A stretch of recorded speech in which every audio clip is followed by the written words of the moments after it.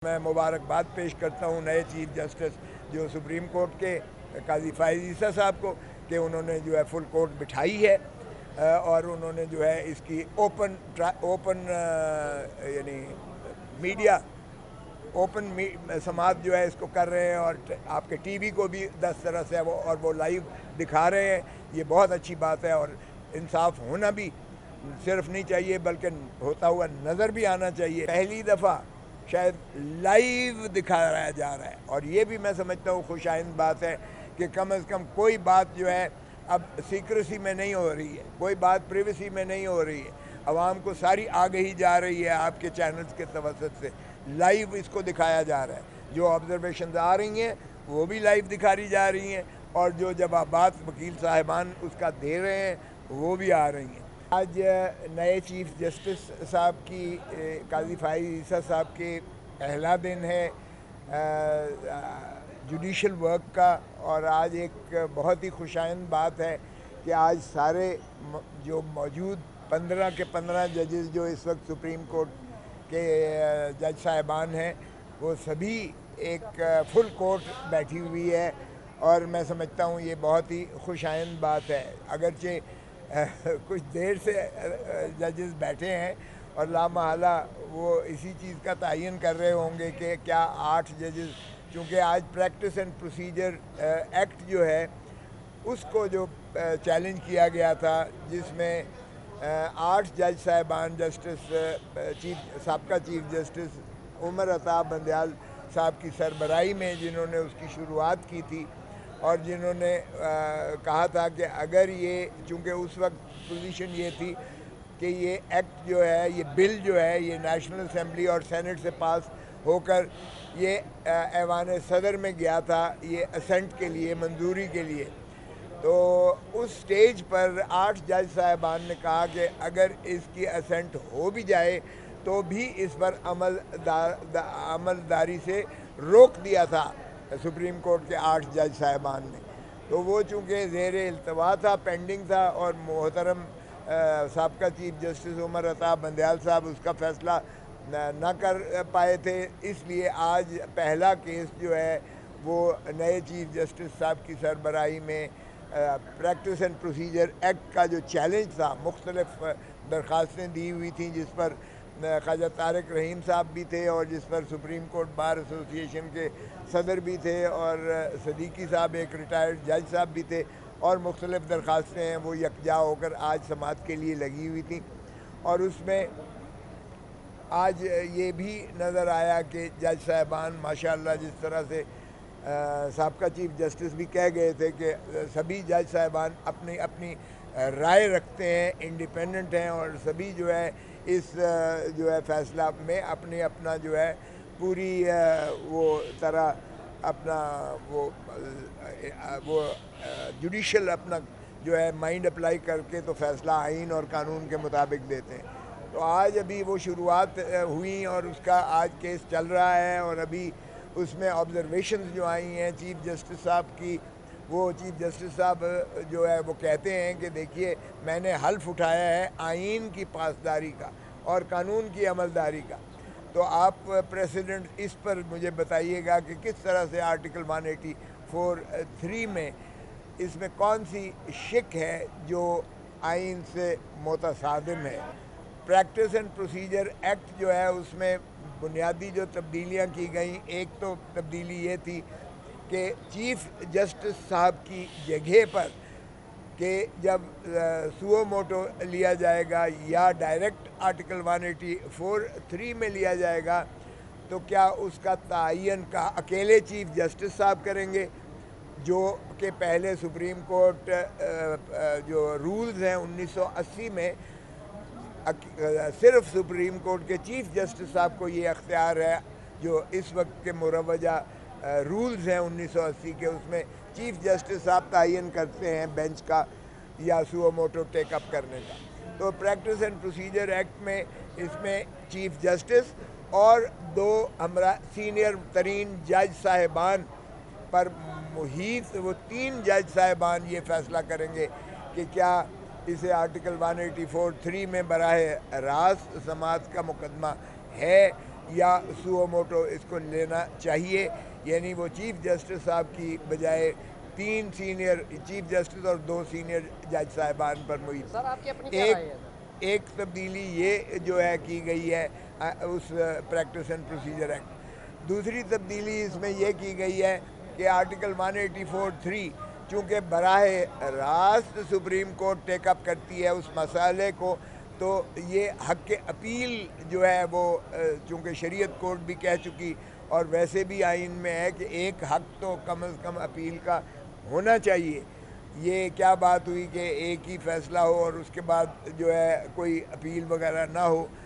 तो नज़र सानी, अगरचे आर्टिकल 188 में नज़र सानी का प्रोविज़न मौजूद है, मगर नज़र सानी में तो सिर्फ error floating on the surface of the record या कोई क्लैरिकल मिस्टेक, उसको री हियरिंग या अगर फ़ैसला दुरुस्त ना भी हो तो भी उसका अपील में ही फ़ैसला हो सकता है, रिव्यू में फ़ैसला नहीं हो सकता है। गलत फ़ैसला हो तब भी रिव्यू में जो है वो स्कोप उसका वो नहीं होता कि उसको तसहीह की जाए, फ़ैसले को कलअदम किया जाए या उस पर कोई और राय कायम कर सकें सुप्रीम कोर्ट। सो इसलिए वो भी एक बड़ा अहम जो है तरमीम उसमें की गई और अपील का रास्ता किया गया। अगरचे इसमें जज साहिबान की ऑब्जर्वेशंस आई कि ये 184(3) में जो अपील का हक़ है, अपील का हक़ है, क्या ये प्रोसीजर आप कहेंगे इसको या सब्सटेंशियल एक जो है तरमीम कहेंगे? क्योंकि अपील का हक़ क्रिएट करना या देना ये सब्सटेंशियल राइट है, तो इसमें तो फिर शायद आइन की तरमीम की ज़रूरत पड़े और ये बिल जो है इस हद तक या एक्ट जो है प्रैक्टिस एंड प्रोसीजर एक्ट शायद ये उस कसवटी पर, कानून साजी की कसवटी पर शायद ना उतर पाए। बाहर कैफ ये अभी तक टेंटेटिव ऑब्जर्वेशंस मुख्तलिफ जज साहिबान की आ रही हैं। जस्टिस मुनीब अख्तर साहब ने भी किया, जस्टिस एजाजुल हसन साहब ने भी किया, जस्टिस मंसूर अली शाह साहब ने भी किया, जस्टिस जो है अतर मिनल्ला साहब ने भी किया, जस्टिस आयशा मलिक साहिबा ने भी किया और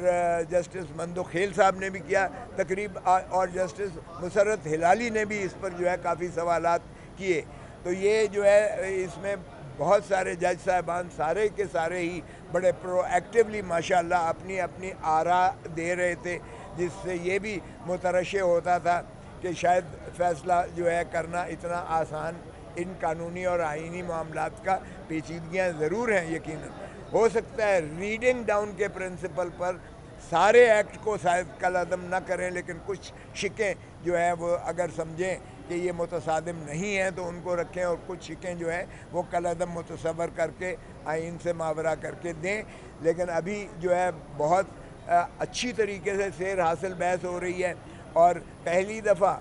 शायद लाइव दिखाया जा रहा है, और ये भी मैं समझता हूँ खुशाइंद बात है कि कम से कम कोई बात जो है अब सीक्रेसी में नहीं हो रही है, कोई बात प्रिवेसी में नहीं हो रही है, आवाम को सारी आगही जा रही है आपके चैनल्स के तवसत से, लाइव इसको दिखाया जा रहा है। जो ऑब्जर्वेशन आ रही हैं वो भी लाइव दिखाई जा रही हैं और जो जवाबात वकील साहिबान उसका दे रहे हैं वो भी आ रही हैं। तो इसमें बहुत सारी और शिकें हैं जिन पर यकीनन बाकी दोस्त भी बहस व तमहीज़ करेंगे, और ये इस तरह का कानून है जिसमें ये भी है कि क्या जुडिशल, क्या ये लेजिस्लेटिव कॉम्पिटेंस में है कि practice and procedure supreme court का रेगुलेट किया जाए, जबकि सुप्रीम कोर्ट ने अपना practice and procedure 1980 supreme court rules आइन की आर्टिकल 191 के तहत, आइन के आर्टिकल के तहत वो भी किए हैं। तो उसमें दोनों चीज़ें हैं, आइन में लिखा हुआ है कि बाई थ्रू लेजिस्लेशन भी हो सकता है या लेजिस्लेशन जब तक तो सुप्रीम कोर्ट अपने रूल्स सारे जज साहिबान बैठ के फ्रेम कर सकते हैं, और ये 1980 के रूल्स जो है वो सारे जज साहिबान सुप्रीम कोर्ट ने बैठकर इसको फ्रेम किया है और वक्तन फ़वक्तन इसमें तरामीम होती रही हैं। एक व्यू ये भी है कि अगर कोई तरामीम ऐसी करना मकसूद भी है तो भी जज साहिबान अपने तहीं बैठकर स्टेक होल्डर्स को यानी बार्स को भी शामिल शराकत लेके, Pakistan bar council, supreme court bar association, उनकी मशावरत इसमें लेकर और इसमें यकीनन इम्प्रोवाइज़ कर सकते हैं। देखिए अल्लाह के कानून के अलावा कोई ऐसा कानून नहीं है इंसान मैन मेड जो परफेक्ट हो। तो वो डायनामिज्म इसी चीज़ की होती है कि वक्त के मुताबिक जो है उसमें अगर कोई खामियां नज़र आती हैं तो जो जमहूर यानी जमहूर है, जो पार्लियामान है, या कलेक्टिव विजडम है, जो कलेक्टिव विजडम के ज़रिए उसमें बेहतरी के लिए तरमीम हमेशा की जा सकती हैं। अब सवाल ये पैदा हो रहा है कि क्या फ़ोरम पार्लियामेंट होगा या सुप्रीम कोर्ट के अपने जज साहिबान स्टेक होल्डर्स के साथ मिल बैठकर इसका जो है इसमें 1980 के रूल्स में तरमीम करेंगे। बाहर के अभी केस जारी है और इंशाअल्लाह देखें कि इसी हफ्ते के अंदर मुझे तवक्को है कि ये यकसू करेंगे केस, इसलिए कि इस पर बहुत सारी नज़रें हैं और ये पहला केस है। और मैं मुबारकबाद पेश करता हूँ नए चीफ जस्टिस जो सुप्रीम कोर्ट के काजी फायज़ ईसा साहब को कि उन्होंने जो है फुल कोर्ट बिठाई है और उन्होंने जो है इसकी ओपन यानी मीडिया ओपन समाज जो है इसको कर रहे हैं और आपके टीवी को भी 10 तरह से वो लाइव दिखा रहे हैं। ये बहुत अच्छी बात है और इंसाफ होना भी सिर्फ नहीं चाहिए बल्कि होता हुआ नज़र भी आना चाहिए। सो ये दोनों प्रिंसिपल्स पर ये खुशाइंद बात है। फ़ैसला क्या होता है वो जब 15 जज करेंगे फ़ैसला तो यकीनी बात है उसमें कोई मुतनाज़ा अमर नहीं होगा और पहले की तरह ये 9-3, 6-3, 4-5, 5-3, 3-2 ये कम से कम झगड़ा इसमें ख़त्म होगा। और मैं समझता हूँ कि ये आज का पहली शुरुआत जो है सुप्रीम कोर्ट की ये खुशाइंद है और मैं तवक्को करता हूँ कि फ़ैसला आइन और कानून के मुताबिक और अवामी उमंगों को सामने रखते हुए जमहूर को प्रमोट करेंगे। क्योंकि बार बार चीफ जस्टिस साहब ने कहा कि मैंने हल्फ आइन और कानून की पासदारी किया है। आइन और कानून हमें यही तवक्को है कि सरज़मीन बेआइन बना दिया है पाकिस्तान को और सबसे बड़ी बात इस वक्त तकाज़ा यही है कि खुदारा आइन को बहाल करें। मुल्क में रूल ऑफ लॉ होना चाहिए। इस वक्त रूल ऑफ जंगल बदकिस्मती से चल रहा है और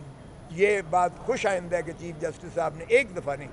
बहुत दफ़ा अपने हल्फ को बार बार उन्होंने बावर करवाया है कि मैंने ये हल्फ उठाया है। तो हम तवक्को करते हैं कि इंशाअल्लाह इस मुल्क में आइन की बहाली होगी और कानून की बालादस्ती होगी और इसी तरह जो है बाकी चीज़ें मामलात भी, चाहे वो 90 दिन का इलेक्शन की शिकें हैं और चाहे वो जो है जमहूर को उनका हक़ देने की शिकें हैं, चाहे वो बुनियादी हकूक़ आपके जो जर्नलिस्ट हैं, ख़ुसूसन मैं उसका जिक्र करूँगा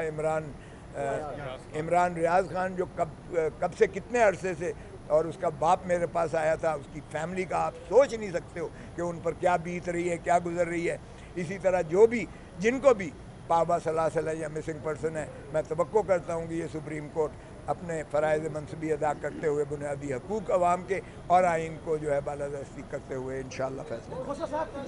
मौजूदा हालात में ये बिल एक क्लैंप नहीं है अदलिया पर। Thank you.